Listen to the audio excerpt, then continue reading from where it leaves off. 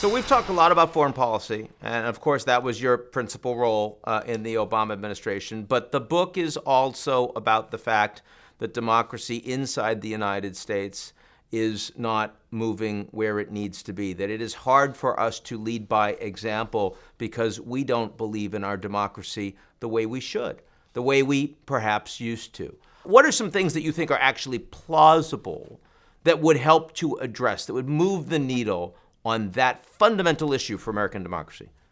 Part of what's different is technology. Part of what's different is the way in which social media and technology has literally made it possible for a very large chunk of this country to live in an alternative reality. And I remember in the Obama years, you could look at polls that showed that huge majorities of Republicans believed that Obama was not born in America and think, oh, those people are just nuts.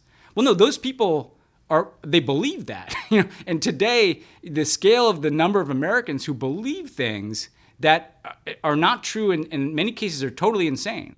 Believe that the vaccine will hurt you.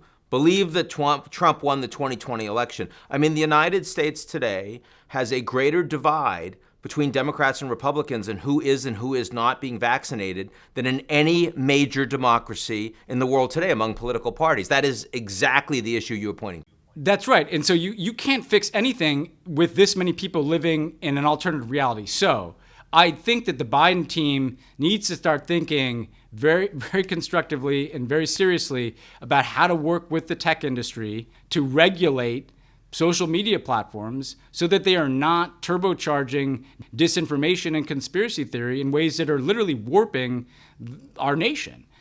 This has to be, you hear a lot about voting rights, and that is absolutely essential. And if that effort can't pass because of the filibuster, people have to get down into state and local areas and mobilize people to register and try to push back against laws. And yes, we have to be protecting the right to vote. We have to be taking on the corrosive amounts of money in politics and the lack of transparency, all those sets of issues. But this other issue, to me, may even be more important because, you can do all the things you want. If 40% of this country, will believe anything that is being mainlined into their social media feeds and turbocharged by everything from Russian disinformation to top-down financing from mega donors, there's going to be a limit on how much we can fix our democracy. So I do think this issue of tech regulation, of social media platforms, is one that you hear a lot more about from the right than the left. That's because they know that it's working for them and they don't want it to change because they know that Facebook has become like a perfect tool for them to keep their people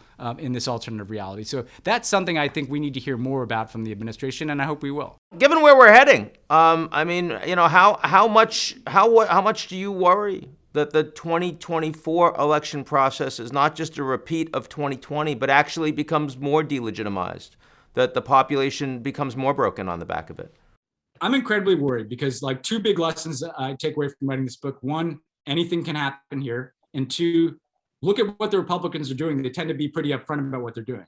And so when they're passing laws in states like Texas, like Georgia, where the laws have the intent of allowing elected Republican officials to overturn the results of the election, they're doing that because that is something that they want to do. They're not just doing that, to fill time. And so the fact that there's even any possibility that we could have an election in 2024 that not only suffers from grave voter suppression, but literally you could have people overturning the democratic will of the people, that should be a terrifying and mobilizing force for people.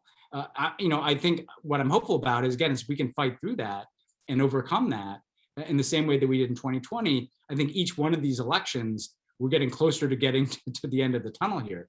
But this is not something that's going to be addressed in just 2 or 4 years. But we along the way have to make sure that we don't allow ourselves to have the bottom pulled out from under us. And right now, there's a lot of evidence that suggests that's exactly what the Republican Party is trying to do.